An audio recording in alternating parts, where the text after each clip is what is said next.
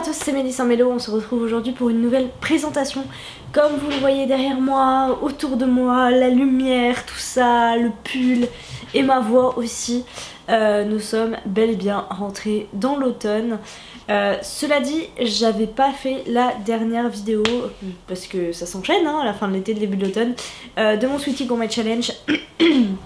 Avec mes 3 dernières lectures, faut que je prenne mon petit carnet et qu'on parle un petit peu fin du challenge, réussite, échec, tout ça. Je suis trop triste parce qu'à côté de moi j'ai ma Calathea et je sais pas pourquoi spécifiquement ce soir elle tire la tronche. Alors déjà elle est dure à tirer la tronche, mais là, dur. Du coup, voyons voir ça. Alors en plus il faut que je retourne en arrière parce que là j'ai mes pages du Pumpkin, puisque j'ai commencé le Pumpkin Autumn Challenge. Il me restait effectivement 3 lectures dont il fallait que je vous parle. Alors on va commencer par allez, par celle dont j'ai le moins à dire. Honnêtement c'est un... je pense que c'est un point lecture qui va aller vite. J'espère. Vous le savez déjà, mais pas moi. Dans les plats de livres de la même maison d'édition, je vous ai parlé, il me semble, de Mon désir le plus ardent de Pete Fromm. J'espère que je vous en ai parlé.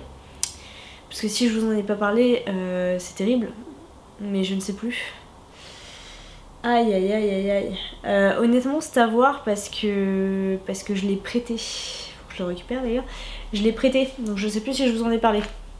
J'espère que oui, parce que c'est un livre que j'ai absolument adoré. Ça a été un gros coup de cœur, une histoire d'amour absolument sublime, incroyable, exceptionnelle, tout ce que vous voulez. C'est un livre qui a pas touché Mélo du tout, de la même... enfin qui l'a pas touché du tout d'ailleurs, je sais pas pourquoi je le dis de la même façon qu'il m'a touché moi. Moi j'ai été... waouh, subjuguée. Et du coup, dans la même maison d'édition, on parle des éditions Kellermeister, et donc j'ai sorti un autre totem que Mélo m'avait offert en le prenant dans ma wishlist lors de notre swap, et il s'agit de Idaho de Emily Ruskovich. Grosso modo dans cette histoire on va surtout suivre une jeune femme, alors qui va forcément vieillir, qui s'appelle Anne, et Anne s'est mariée avec Wade. Elle s'est mariée avec Wade qu'elle a rencontré des années auparavant alors que lui-même était déjà marié et qu'il était père de 2 petites filles. Ils se sont rencontrés grâce aux cours de piano qu'elle dispensait. Et lui avait décidé d'en prendre, sachant qu'il avait que dans sa famille il y avait des démences qui se déclenchaient très très jeunes chez les hommes, donc son père et son grand-père. Et donc du coup pour lutter contre ça il décide de faire travailler sa mémoire et donc de travailler le piano. Il rencontre Anne de cette façon. Et en fait nous ce qu'on va suivre si vous voulez c'est vraiment la vie d'Anne après son mariage avec Wade. Et elle essaye de découvrir ce qui hante le passé de Wade et ce qui a vraiment façonné sa vie, façonné sa façon d'être, façonné ses particularités et qu'il est en train d'oublier petit à petit à cause de sa démence. Et ce passé en fait c'est un mariage heureux a priori dont sont issues 2 petites filles, et ce qu'on nous dit c'est que à l'été 1955 se produit un drame inimaginable qui détruit la famille à tout jamais. Donc voilà, on va surtout suivre Anne, ses rapports avec Wade. On va passer quelques journées dans le passé avec ce qui s'est vraiment produit, avec ce que Anne s'est imaginé qu'il a pu se produire. Et on va suivre également un autre personnage qui est l'ex-femme de Wade. Et je suis plus sûre qu'on suive Wade en tant que tel. Je suis pas trop sûre. Que vous dire de ce livre? Il n'y a pas d'action. Il n'y a pas d'action. C'est vraiment... moi, je le dis souvent, c'est l'histoire de la vie. C'est le cas, encore une fois. Là, pour le coup, il n'y a pas de secret. Il n'y a rien de secret. Il n'y a pas de retournement de situation. Il n'y a pas de découverte ultime. Il n'y a rien de tout ça, puisque finalement, on part d'un constat, d'un drame qui s'est produit. On connaît assez rapidement l'ampleur du drame, même si ça met quelques chapitres. Est-ce qu'il y a des chapitres? Je sais même plus si c'est chapitré. Si c'est chapitré, c'est chapitré et je crois qu'il y a même des parties. Donc on va suivre plusieurs temporalités. Donc ça en soi la construction est intéressante. Maintenant c'est pas absolument passionnant, ça va pas changer votre vie de lecteur. Moi j'ai trouvé ça intéressant, voilà, de suivre la vie de personnes qu'un drame a détruit et d'essayer de comprendre pourquoi. Voilà, vraiment la psychologie derrière. C'est vraiment un roman psychologique, hein. C'est qu'est-ce qui s'est passé pour ces personnages, pourquoi, qu'est-ce que ça a changé. parce qu'on peut pas dire que ce soit un roman d'action quoi. Voilà, ça m'a pas transcendé. Je me souviens de la fin, oui je me souviens des choses encore alors que ça fait un petit moment que je l'ai lu. C'était sympa, j'ai bien aimé le personnage de Anne. J'ai pas tout à fait saisi le personnage de Wade parce que il change beaucoup mais c'est dû à sa maladie. J'ai beaucoup aimé l'amour qu'elle lui porte. Mais très clairement, comme on parlait de livres d'une même maison d'édition, allez-y pour Mon désir le plus ardent, c'est une recommandation de Margot Liseuse et encore une fois c'est absolument incroyable. Dans les mises en bouche j'avais mis un roman jeunesse et j'ai sorti Le secret de l'épouvanteur, donc dans ma relecture de la saga, hein, voilà. J'ai sorti le tome 4 pour le Pumpkin d'ailleurs. C'est dans la continuité de la série, le personnage de Thomas Howard grandit, il est dans ce tome là et j'avais complètement oublié, hein. C'est des livres que j'ai lus, ceux-là. Je sais plus jusqu'où j'ai été mais celui-ci a priori je l'ai lu. Le personnage va être confronté à des situations familiales difficiles qui font vraiment grandir d'un coup, donc je suis contente de retrouver un personnage qui devient plus mature, qui apprend beaucoup de choses, qui commence à remettre en doute un petit peu pas son éducation mais sa famille et puis ce que lui apprend l'épouvanteur, voilà, la prise de recul et commence à analyser peut-être davantage la relation avec Alice qui est toujours très forte. Moi j'adore le personnage d'Alice, voilà. Sinon, que vous dire dans celui-ci, je sais plus exactement ce qui se passe. Si, ils vont se retrouver face à, là aussi, hein, une espèce de petit secret de famille par rapport au personnage de l'épouvanteur. Donc voilà, j'aime toujours beaucoup, je suis contente qu'il m'en reste plein à lire. Ça se lit très vite bien sûr, je le recommande pour le Pumpkin, c'est l'idéal. Et ça se lit très jeune, enfin moi je sais plus trop quand est-ce que j'avais commencé. Mais j'ai découvert la série tardivement, j'avais 13-14 ans, mais honnêtement je pense qu'à partir de 10 ans ça se lit. Et voilà, attention, histoire à ne pas lire la nuit. Je pense que effectivement sur un jeune public ça peut être un peu impressionnant, mais franchement c'est super bien fait, ça se lit super bien, il y a du vocabulaire, on apprend plein de choses, enfin sur la culture un peu des sorcières, tout ça, ça reste des petites choses, des éléments culturels assez intéressants à avoir pour la pop culture, tout ça, donc voilà, super cool. Et enfin, le dernier, mais pas des moindres, il s'agit là aussi d'un totem, mais cette fois-ci je l'avais sorti pour les fromages je pense. Je crois que ça c'est un fromage à tous les coups. Voilà, un classique, Les 4 filles du Docteur March de Louisa May Alcott. Mélo m'a dit que je pouvais absolument pas passer à côté, c'est elle qui me l'a offert d'ailleurs, toujours dans notre swap. Elle tenait vraiment à ce que je le lise, elle a fait des recherches aussi pour me trouver la bonne traduction, celle qui comptait et tout. Maintenant, j'ai pas...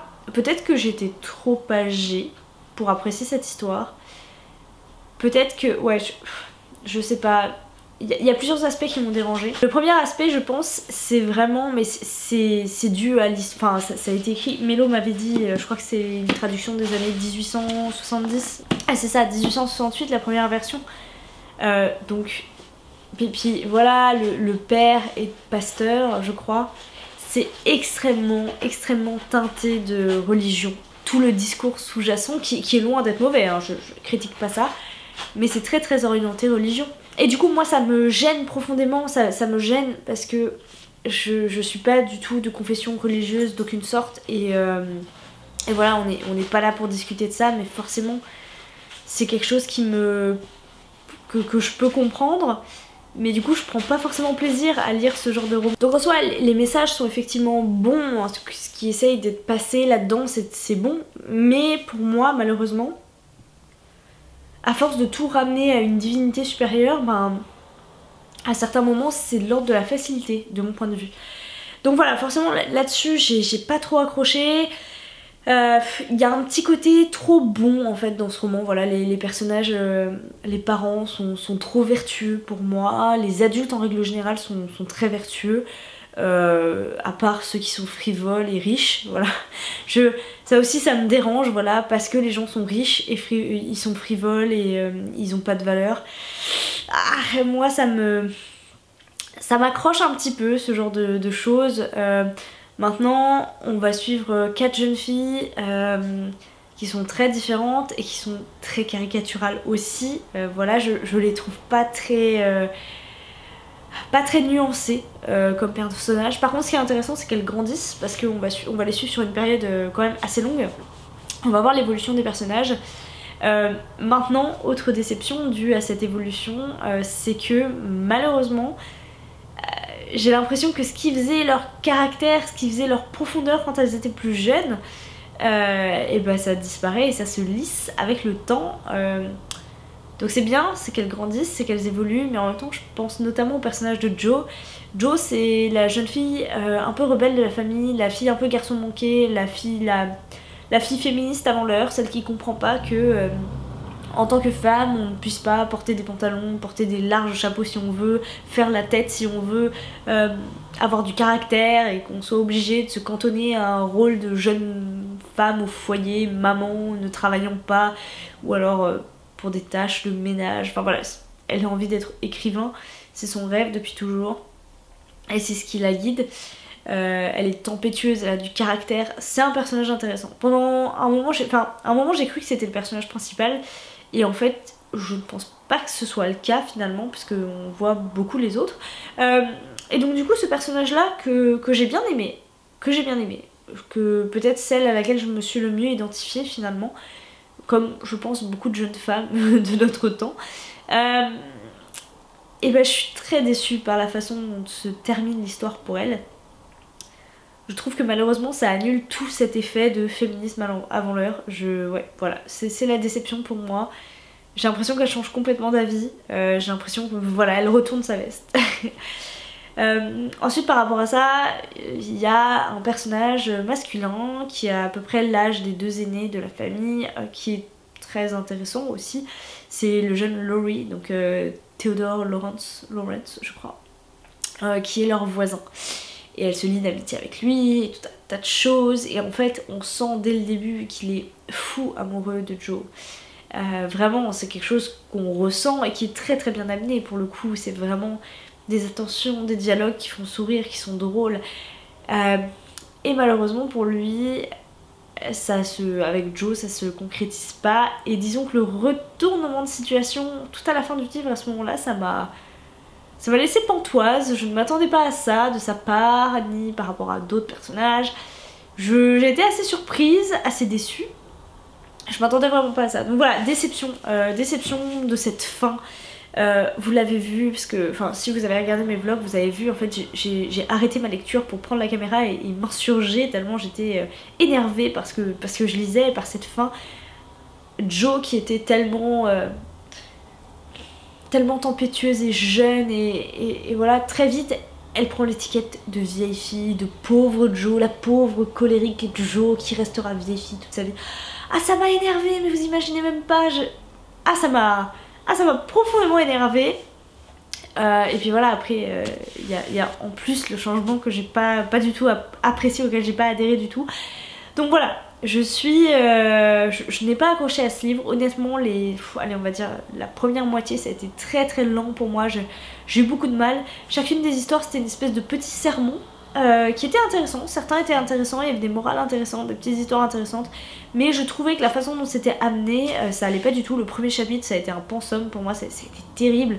Les choses étaient mal amenées, le contexte était genre ouais, pas beaucoup trop contextualisé. Voilà, tout était expliqué, alors que moi j'aime bien la subtilité quand on amène le contexte d'une histoire. Là c'était télescopé, c'était terrible. Voilà, donc je dirais que je suis contente de l'avoir lu. Je suis contente maintenant de connaître cette référence parce que c'est important, c'est de la culture, voilà. Maintenant honnêtement je ne pense pas que ce soit un incontournable, et je pense surtout que peut-être malheureusement je l'ai lu trop vieille ou à la mauvaise époque, voilà. Après, comme je le disais, il y a vraiment des histoires qui m'ont touchée, que j'ai beaucoup aimé. J'ai été très touchée par l'histoire d'une des jeunes sœurs.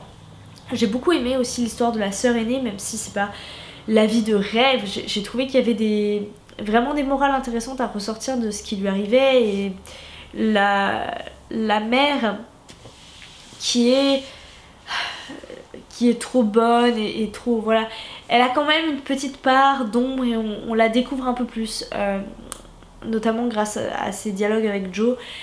on se rend compte que c'est pas toujours évident d'être bon et que c'est faire beaucoup d'efforts, voilà. Mais grosso modo c'est ça, pour moi c'est un livre de morale, donc voilà, c'est plein de petites morales, des petites choses à retenir, à essayer d'appliquer au quotidien, et en ça c'est très bien, je pense que ça sert son objectif.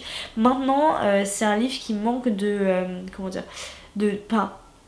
c'est un livre qui a vieilli, voilà, pour moi c'est une histoire qui a vieilli, qui devait être super géniale dans son temps, mais qui maintenant s'adapte peut-être moins à des morales et au train de vie qu'on a maintenant, et voilà. Donc pas une franche réussite. J'ai adoré la fin par contre, étonnamment. Je m'étais gardée, je vous ai dit que j'avais détesté la fin, comment dire, il faut que je sois plus précise que ça. J'ai eu beaucoup de mal sur toute la première moitié, sur la deuxième moitié ça s'est beaucoup accéléré. Il y a eu un gros passage sur la fin où je lisais en diagonale et où ça devenait vraiment difficile et qui m'a énormément... Et après où j'ai repris, j'ai raccroché les wagons et j'étais trop bien dedans et ça m'a énervée et j'étais super énervée. Et du coup je me suis arrêtée, il me restait peut-être 20 pages. Et les 20 dernières pages, eh ben, je les ai adorées. Voilà, donc c'est super mitigé comme sentiment autour de ce roman. Et je vais m'arrêter là. J'espère que... sans transition, je vais m'arrêter là. Voilà, sinon je pourrais vous répéter la même chose en boucle pendant super longtemps. Donc du coup, j'ai validé cette assiette. Si on fait un petit bilan sur mon aventure du Sweetie Gourmet Challenge, il y a une assiette donc que je n'ai pas validée, c'est Mémoire d'un quartier, le tome 2, parce que je n'étais pas sûre déjà de finir. Je pense que l'enchaîner entre après les 4 filles du Dr March, c'était vraiment pas le bon plan, j'aurais dû organiser mes lectures autrement. Il y a ça joue énormément aussi, ce qu'on lit avant, ce qu'on lit après. J'aurais pas pu lire ça, honnêtement, un secret de famille qui est encore quelque chose qui va se lire lentement. Avec en plus des histoires de pédophilie, honnêtement j'étais pas prête. J'avais besoin de quelque chose de court et qui pulse quoi. Donc voilà comment j'ai terminé mon Sweetie Gourmet Challenge en ne le terminant pas. L'assiette, faire la lecture à quelqu'un, ça... Honnêtement sur 3 mois c'était pas un objectif très dur. Hein. Voilà, mais ça s'est pas fait et j'en suis déçue. Alors j'ai lu des passages de texte mais on s'est pas assis tranquillement pour se faire la lecture et c'est un regret de ma part pour cet été. Mais voilà, sur ces 2 assiettes, en fait j'ai validé au moins une assiette par type de plat, donc là-dessus je suis plutôt contente. Maintenant je valide pas complètement mes objectifs, mais ça m'a quand même permis de lire 11, 12, 13, 14, 15, 16, 17. Ça paraît pas beaucoup comme ça, mais ça m'a permis de lire 17 petites choses. Sachant que je vous en ai déjà parlé, mais j'ai aussi validé 2 jokers que j'avais pas mis, enfin un joker et une assiette bonus, donc j'avais rajouté un digestif avec une autre BD pour lire un graphique et le joker une couverture avec la mer, donc j'avais pris Le sang de la cité parce que malheureusement il n'est pas passé en lecture commune puisque Steph de la chaîne Piketty n'avait pas pu, bref on n'a pas pu faire ça. Peut-être une prochaine fois. Mais voilà, comme toujours c'est un challenge que j'affectionne particulièrement. Je suis tellement contente que vous l'appréciez aussi. On a vu des retours et c'est franchement super sympa. Je pense qu'on va vous faire une vidéo bilan global avec Mélo. Et puis j'imagine qu'on le reconduira l'année prochaine. En tout cas ça nous fait plaisir et à chaque fois on s'amuse beaucoup. J'espère que vous aussi, j'espère que vous avez fait de très belles lectures. J'espère que vous laissez place à l'automne avec joie. Et en attendant une prochaine vidéo, je vous souhaite à toutes et à tous de très belles lectures.